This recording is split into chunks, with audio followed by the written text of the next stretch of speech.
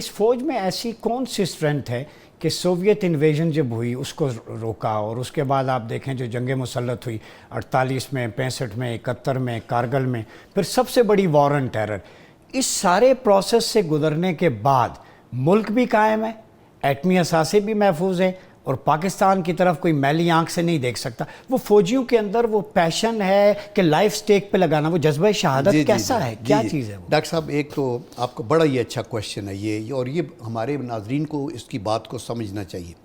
اس وقت دنیا میں کوئی 145 ایسے ملک ہیں جن کے پاس فوجیں ہیں جی، اور انٹرنیشنل سروے کے مطابق پاکستان کی فوج پروفیشنلی، کمپیٹنس وائز، ایفیکٹونیس میں 8ویں یا 9ویں ریٹ ہوتی ہے. جی 8ویں یا 9ویں، اور ان کا ہمارے ساتھ کوئی ہمدردی نہیں ہے. جی exactly. اور اس کے 60 پوائنٹ وہ ان کا جو بیسس میں نے پڑھی ہے اس میں جو موٹی موٹی چیز ہے وہ ایک ہے professionalism, then is sense of sacrifice for the country.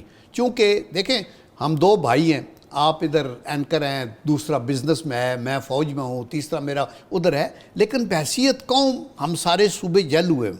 تو نمبر 1 یہ پروفیشنلزم. نمبر 2 یہ اکوپمنٹ، آپ کے پاس لانگ رینج گنیں بھی ہیں، ٹینک بھی ہیں، میزائل بھی ہیں، وہ بھی ہیں.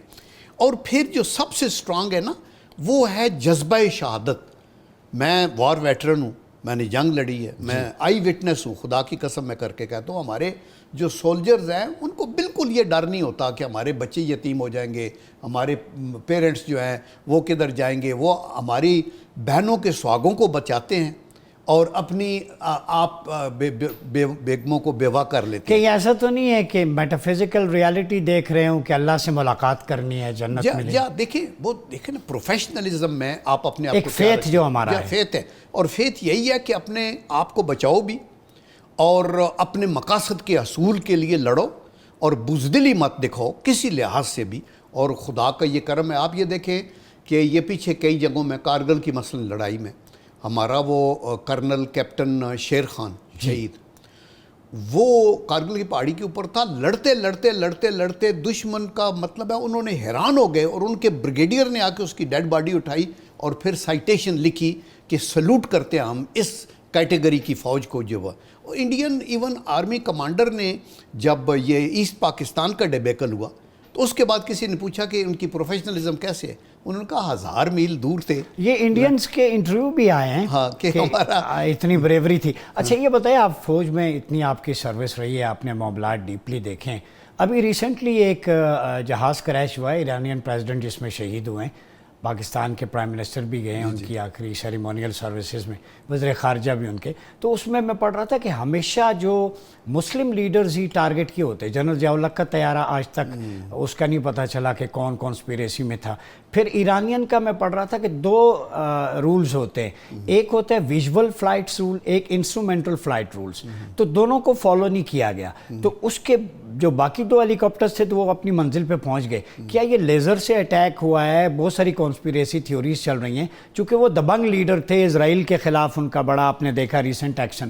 تو اس کو آپ کیسے دیکھتے ہیں؟ دیکھیں دنیا میں ہر چیز ہو سکتی ہے. ابھی جب آرٹیفیشل انٹیلیجنس ہے نا جی تو کچھ بھی نہیں، مطلب ہے چہرہ کسی اور کا لگا ہوا ہوگا، آپ کا لگا ہوا ہوگا، کوئی اور بول رہا ہوگا، کوئی آپ کے منہ میں الفاظ ڈالیں گے. اور اسی طرح یہ جو سپیس ہے اس کے اندر جو سائبر وار ہے اور یہ ففتھ جنریشن، اس کے اوپر وہ چلتے ہیں. میں آپ کو یہ بتاؤں کہ یہ جو ابھی مثلا میں اگلے دن پریزیڈنٹ ٹرمپ کو سن رہا تھا، جی اس نے کہا یہ جو 9/11 ہے، میں پہلے تو خاموش رہا، یہ جو ٹاورز گرے شرے ہیں یہ کچھ بھی نہیں ہوا.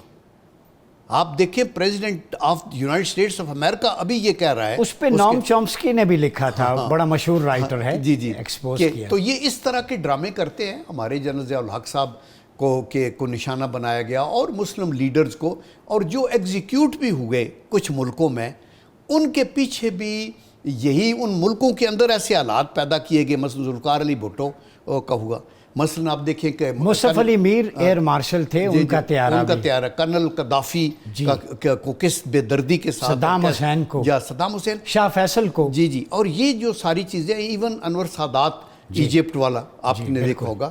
تو اس کو طے میں جانا بڑا ضروری ہے. اور یہ دنیا آج کل ہم کہتے تو ہیں سویلائز دنیا اور 21ویں صدی ہے، بٹ آنلیسلی میں سمجھتا ہوں کہ ادھر یہ قانون ہے، جس کی لاٹھی اس کی بھینس. انصاف نام کی بینر. مجھے لنڈن میں انہوں نے بلایا ٹو ٹاک آن یونیورسل پیس, اور یہ یونیورسل پیس فیڈریشن UNO کا ادارہ ہے. تو میں نے وہاں ہر قومیت کے لوگ تھے, انڈین بھی تھے, اسرائیلی بھی تھے, یورپ کے, امریکہ.